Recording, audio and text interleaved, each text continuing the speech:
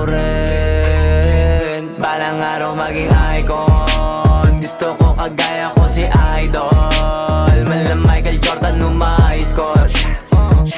Kilalang magaling pagdating sa ring, balang araw maging icon. Gusto ko kagaya ko si Idol, kaya yung tiyaga ko tina-times 4.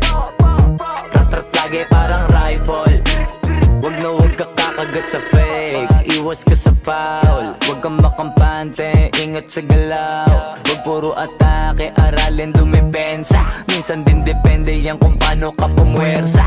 Minsan kailangan pabay ng pasensya, isa yan sa mga pangunahing diferensya. Pag natambakan ka na doon ka magapit, pero pag nakalaman ka na nakakampante, sana kuha mo yung punto.